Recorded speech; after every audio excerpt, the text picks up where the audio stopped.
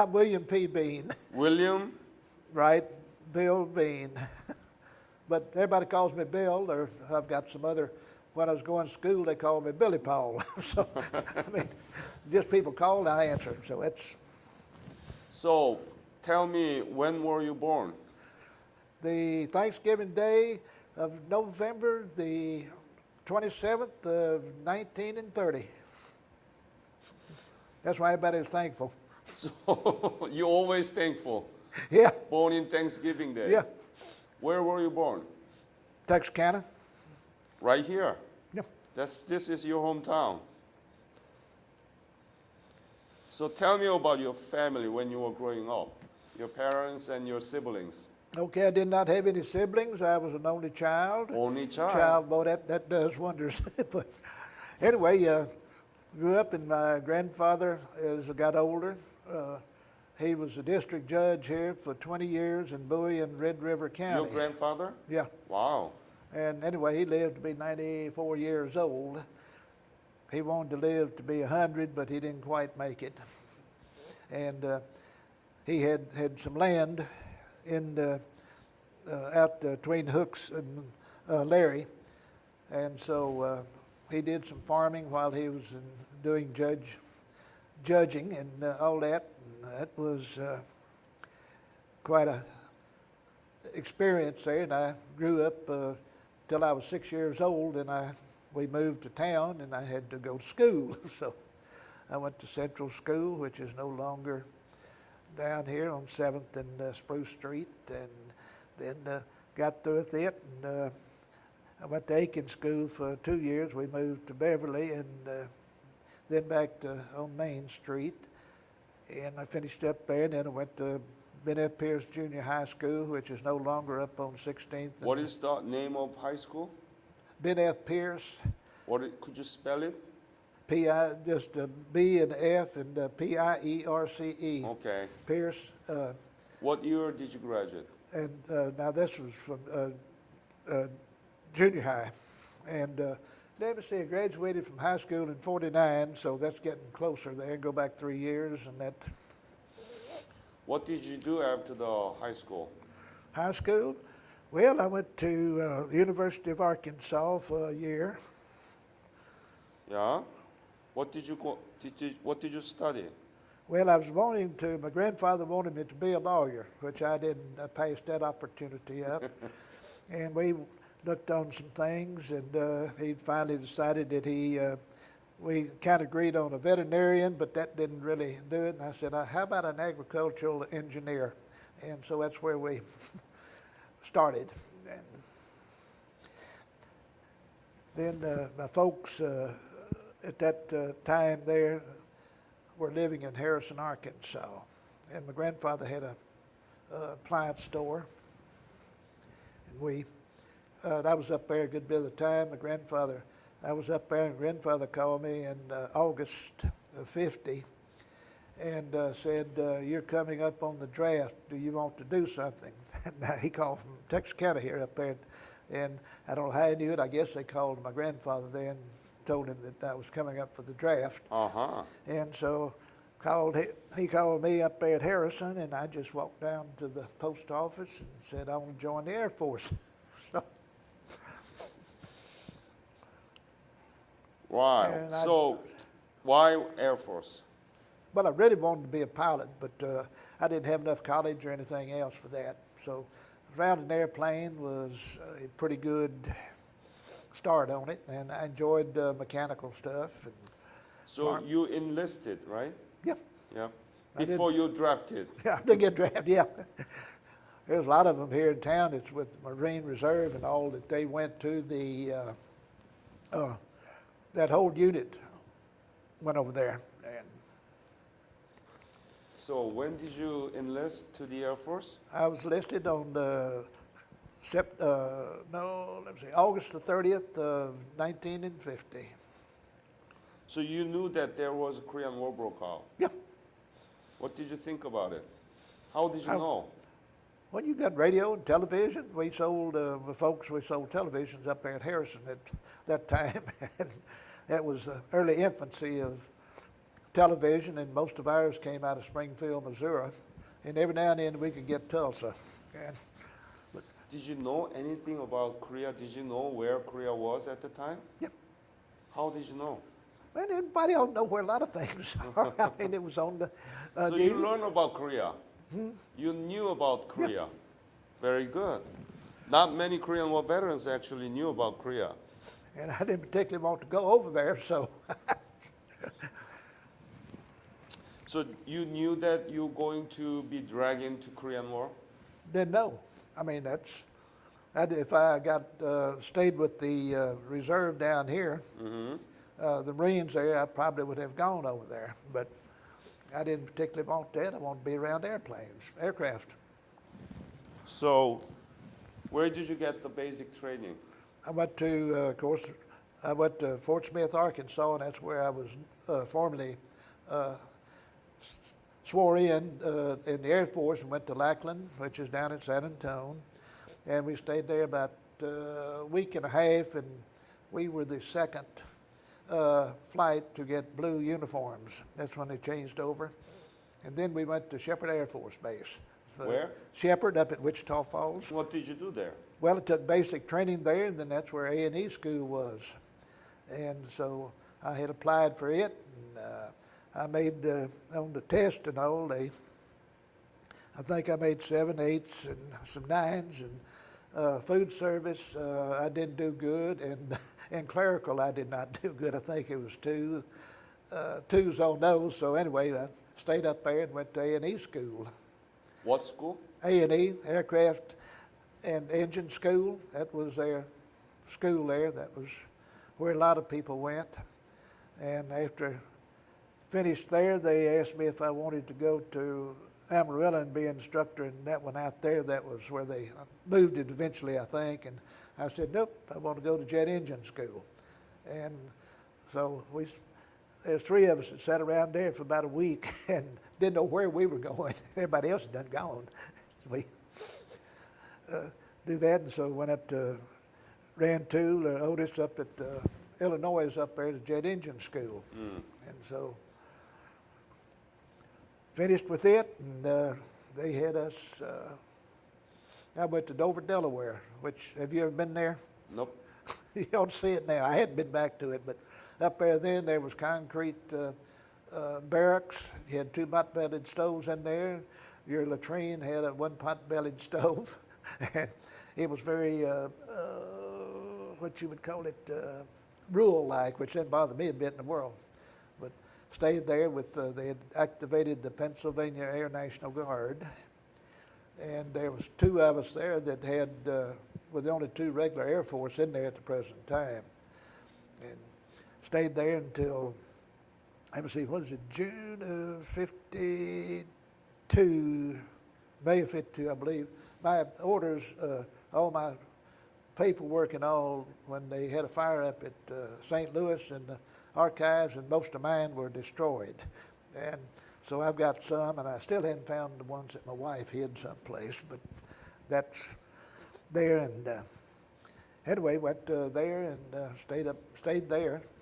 When I left Illinois, they ran to Champaign or whatever it is, Illinois, and went up to, they sent me up there, and I went to Dover, and the other one went to Pennsylvania, and then the other one went to where the president keeps his planes there in Washington there. So you were mechanic? Yes.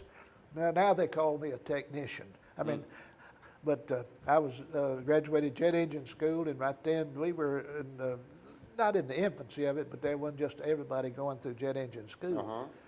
And when I went to Dover up there, they had P-51s up there, which was a prop job.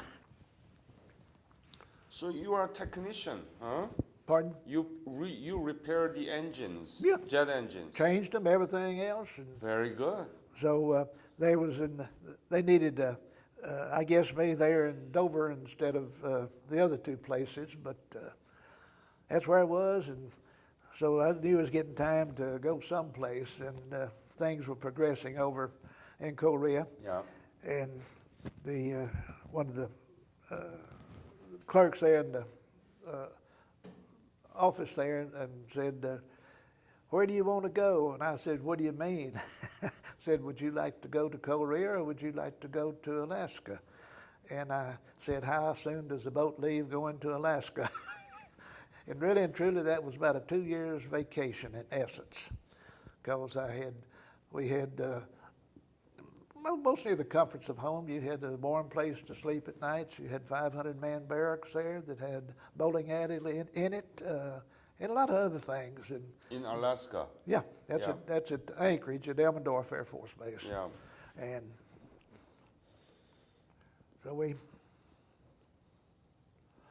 journeyed up that way and got up there. One of the ones there at Dover, he got up there the month before I did, and took 5 days. I went home for 30 days, then went out to Stoneman, California, and so got the boat out there close at hand. It took us 5 days to get up to Whittier, Alaska, that's the end of the Alaskan Railroad too. And they had a train backed up in the thing. It's a tunnel or cover over thing. Unloaded us off of that, got on the train and choo-chooed up to Anchorage and pulled up. It wasn't very far from the barracks there. The railroad goes in there, and the fellow's name was Busquet. And anyway, he was out there waiting on the train. I had written him that I was coming up, and so he helped me get to the barracks and found my place, and so we progressed from there.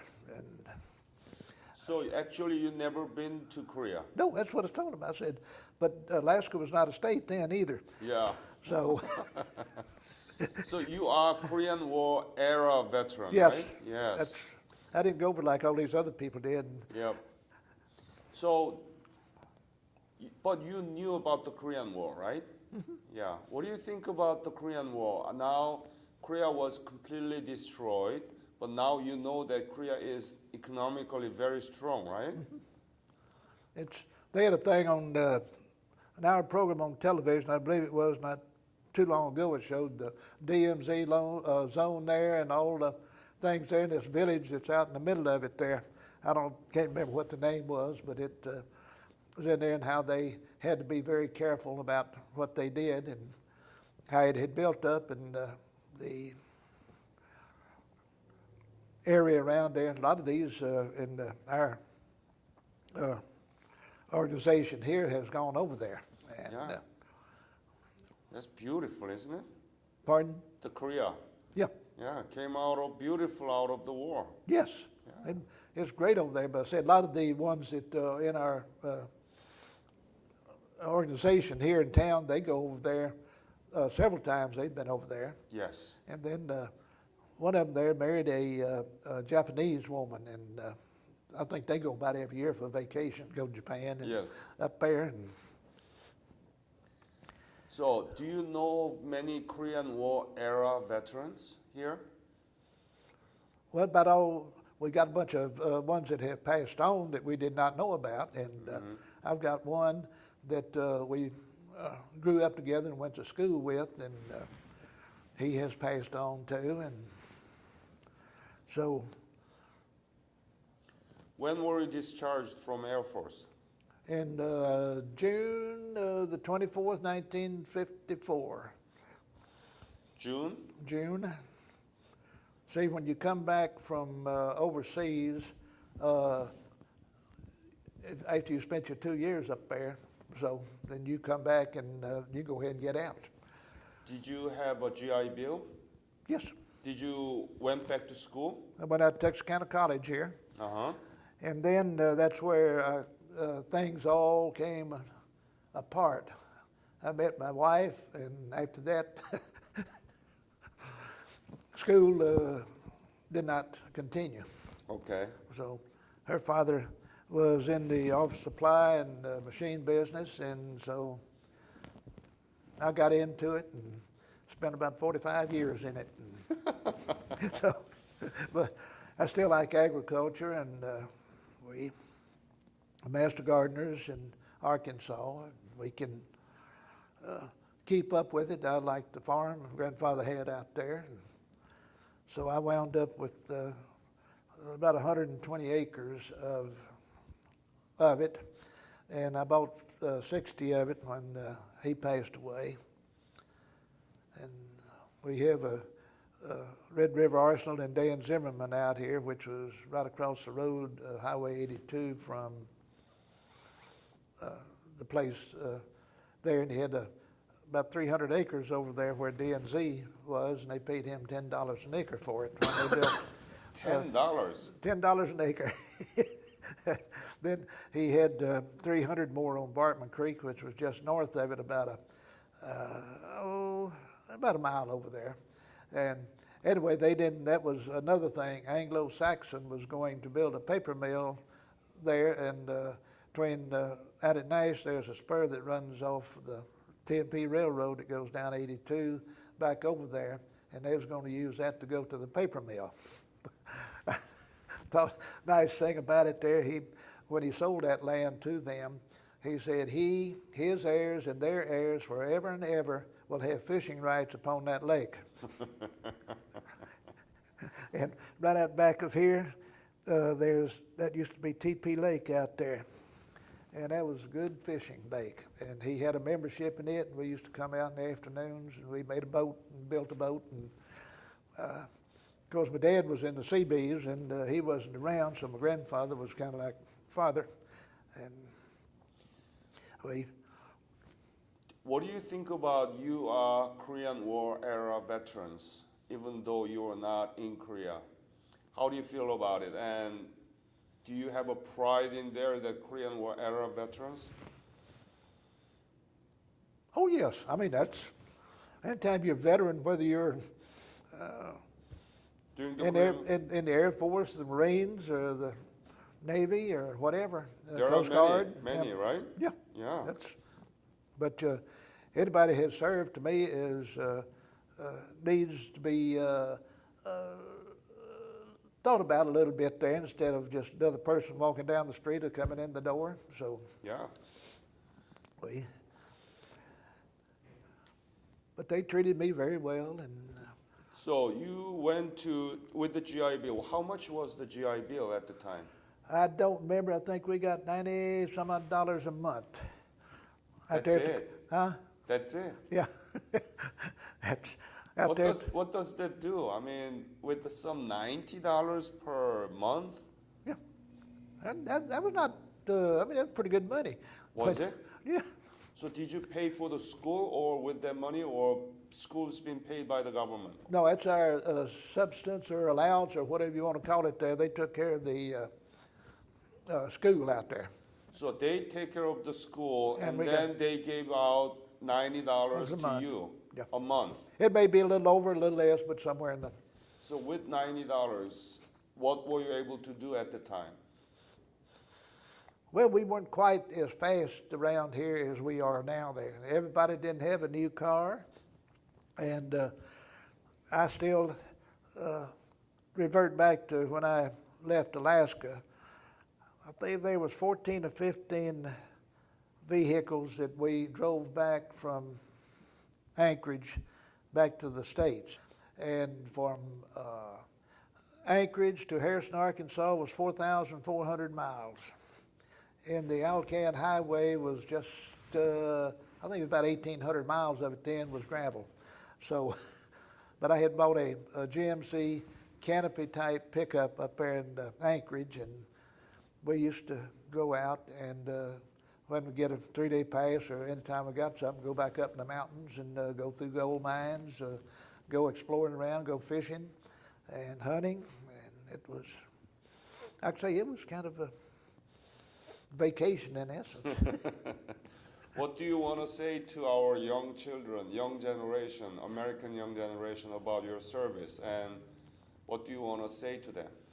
Well, I had one son that I told him he's going to have to do something. I say young, he's 55 now, and he enlisted in the Air Force. And but they're going to have to, I think it'd be good if everybody had to go and go through basic training and do like of course, Marines were a lot harder on them than the Air Force was, and to me. and I knew several of them that was in there. But they, it's good to enlist in there. Of course, their pay is much nicer now. I thought about re-enlisting one time, and I said, nah. I mean, I could have re-enlisted, and it would have been beneficial for us being rank and all that. And I was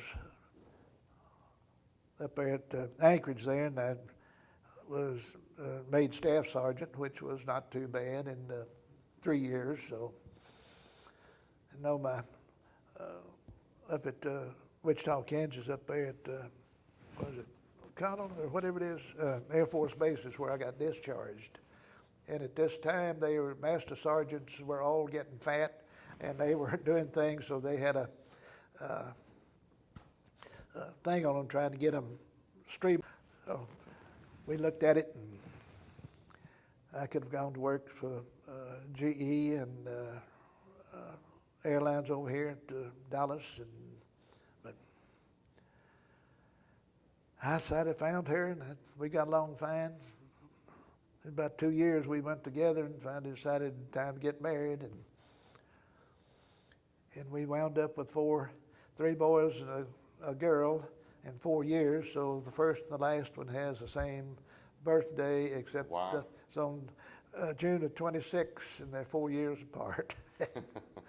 So this has been home here all these years, and it has grown quite a bit in those years. And like people say, all this overhead stuff out here and all the roads there, they can't figure out how to get around them, but they can. And It's been my pleasure to talk to you and listen from your experience. And, you know, I want to thank you. Okay. Thank you for your service, okay? You're welcome, sir.